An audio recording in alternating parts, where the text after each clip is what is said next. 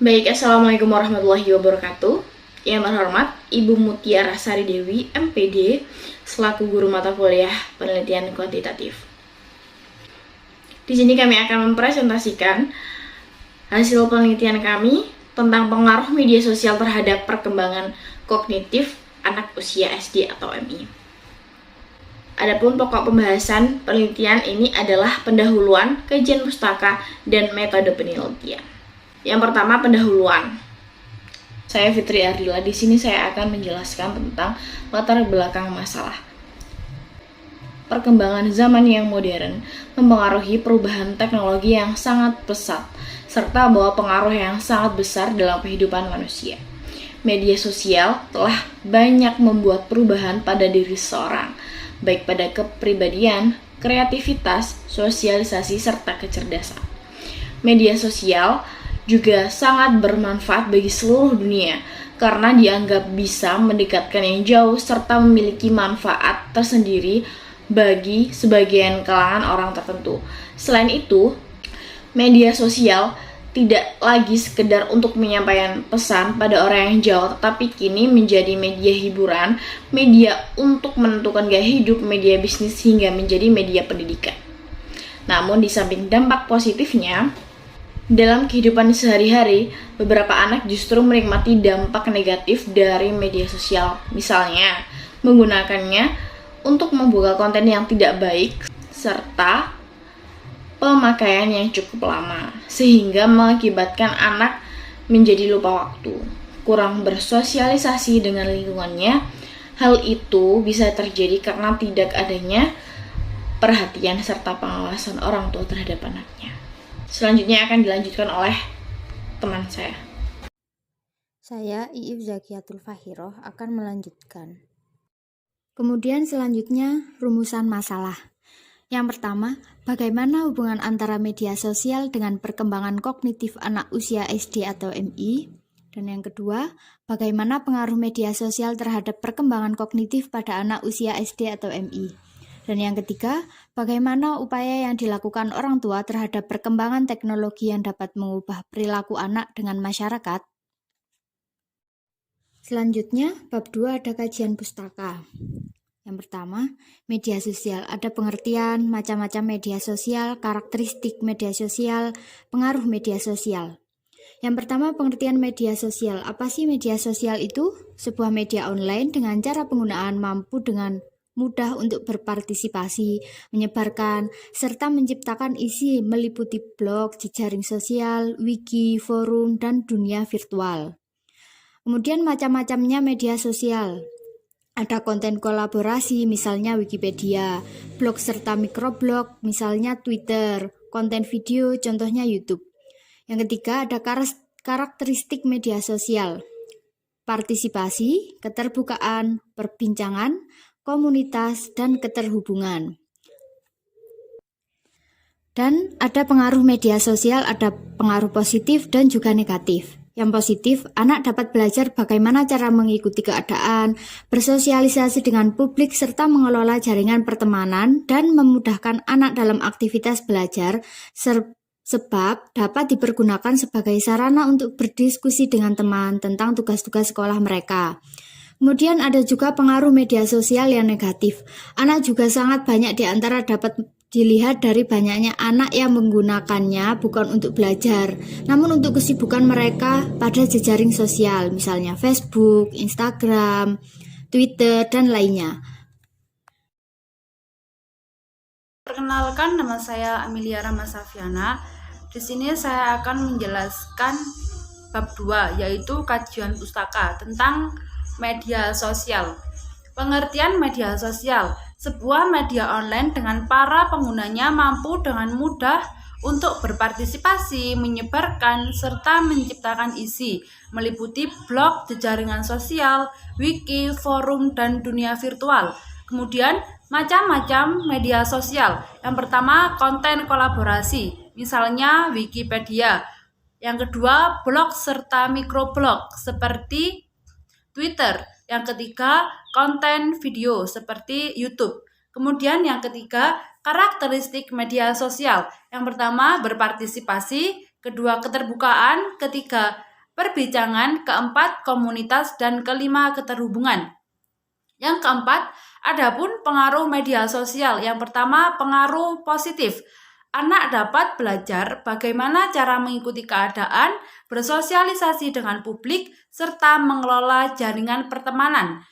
Yang kedua, pengaruh negatif bagi anak. Anak juga sangat banyak, diantaranya dapat dilihat dari banyaknya anak yang menggunakan bukan untuk belajar, namun untuk kesibukan mereka pada jejaring sosial, misalnya Facebook dan game online, sampai mereka lupa akan tugas-tugasnya dan anak-anak tersebut mudah mencontek karya-karya orang lain. Selanjutnya yaitu manfaat media sosial. Yang pertama, interaksi sosial. Dalam dunia komunikasi, media sosial berguna sebagai sarana untuk membangun relasi, untuk mencari keuntungan. Yang kedua, media hiburan. Ada banyak sekali jenis media seperti hiburan saat ini. Salah satunya adalah YouTube. Kemudian yang ketiga, media informasi. Kita bisa dapat banyak informasi dengan menggunakan berita terbaru di internet. Yang keempat, menggali kreativitas. Anda dapat menggunakan berbagai bentuk media sosial yang ada untuk mengeksplorasi kreativitas dan ekspresi diri. Yang kelima, memperluas lingkar pertemanan. Media sosial memungkinkan kita untuk bertemu orang baru, terutama Anda bergabung dengan sebuah komunikasi. Yang keenam, penunjang bisnis yang sedang dirintis. Bagi mereka yang menjalankan bisnis rumahan, media sosial menjadi wadah untuk mempromosikan produk yang mereka jual. Yang ketujuh, mendapat ilmu baru. Jejaring sosial tidak hanya berkomunikasi dengan orang lain atau mendistribusikan konten hiburan, tetapi juga menyediakan materi pendidikan. Yang terakhir, memberikan bantuan bagi mereka yang membutuhkan. Dengan penyebaran informasi yang begitu cepat, media sosial dapat digunakan sebagai sarana untuk mencari atau membantu orang yang membutuhkan. Selanjutnya yaitu perkembangan kognitif. Perkembangan kognitif adalah suatu perkembangan yang menunjukkan cara berpikir anak dalam memperoleh suatu pengetahuan melalui kecerdasan anak, atau suatu perkembangan yang menunjukkan cara berpikir anak dalam memecahkan berbagai masalah yang dialami.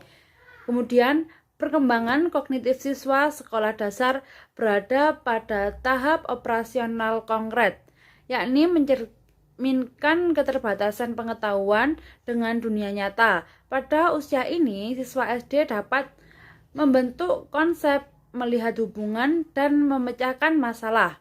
Kemudian, faktor yang mempengaruhi perkembangan kognitif diantaranya yaitu kematangan, pengalaman fisik, pengalaman sosial, keseimbangan, dan adaptasi. Kemudian yang selanjutnya, penelitian terdahulu. Berdasarkan survei yang dilakukan oleh penulis, peneliti lain telah mempelajari beberapa peneliti yang berhubungan dengan penilaian ini. Studi-studi tersebut antara lain sebagai berikut. Jurnal yang ditulis oleh Intan Diartnopalupi, mahasiswa Universitas Kristen Satya Wacana, yang berjudul Pengaruh Media Sosial pada Perkembangan Kecerdasan Anak Usia Dini. Dengan objek kajiannya adalah anak-anak, dan fokus penelitian ini adalah dampak positif dan negatif dari media sosial tersebut. Saya Aini Nur Azizah. Di sini saya akan menjelaskan tentang metode penelitian. Yang pertama ada rancangan penelitian. Penelitian ini menggunakan metode kuantitatif, yakni metode penelitian untuk menjelaskan dan mengetahui pengaruh media sosial terhadap perkembangan kognitif anak usia SD atau MI berdasarkan masing-masing variabel. Penelitian ini menggunakan penelitian kuantitatif dengan jenis pendekatan penelitian survei.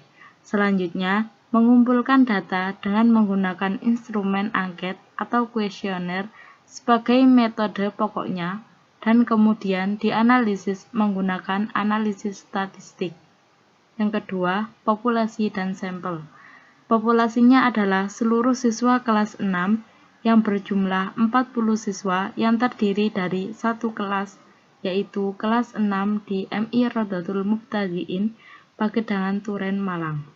Sampel dalam penelitian ini adalah siswa kelas 6 yang berjumlah 20 dari populasi yang ada, yang terdiri dari 10 siswa laki-laki dan 10 siswa perempuan. Yang ketiga yaitu instrumen penelitian. Dalam penelitian ini, peneliti menggunakan instrumen penelitian berupa angket tertutup, yaitu sebuah kuesioner yang disusun dengan menyediakan sebuah pilihan jawaban yang lengkap, sehingga responden hanya memilih salah satu jawaban yang tersedia. Yang keempat, teknik pengumpulan data. Dalam penelitian ini, teknik pengumpulan data yang digunakan yaitu angket yang berbentuk skala Likert dan dokumentasi. Skala Likert yaitu angket yang digunakan untuk mengukur sikap, pendapat, dan persepsi seseorang atau sekelompok orang tentang fenomena sosial. Dengan skala Likert, maka variabel yang akan diukur dijabarkan menjadi indikator variabel. Kemudian, indikator tersebut dijadikan sebagai titik tolak untuk menyusun item-item instrumen yang dapat berupa pernyataan atau pertanyaan.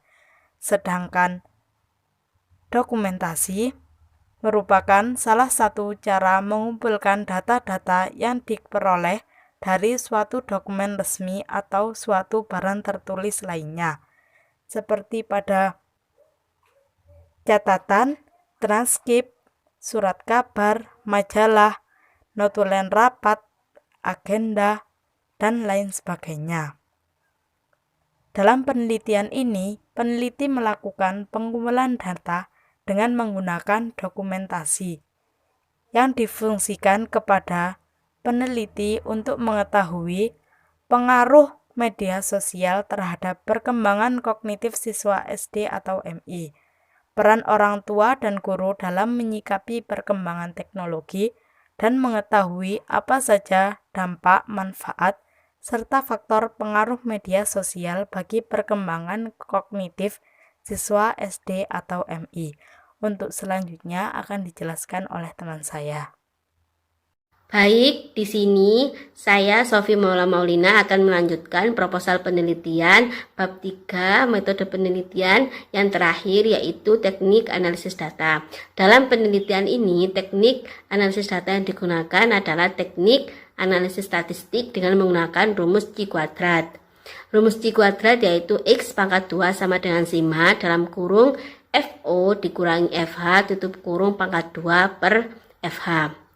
X pangkat 2 merupakan nilai Q kuadrat, FO merupakan frekuensi yang diperoleh, FH merupakan frekuensi yang diharapkan.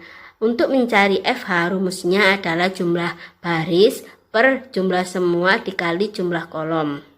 Sekian penjelasan proposal penelitian dari kelompok 4. Mohon maaf apabila ada salah dalam bertutur kata. Wassalamualaikum warahmatullahi wabarakatuh.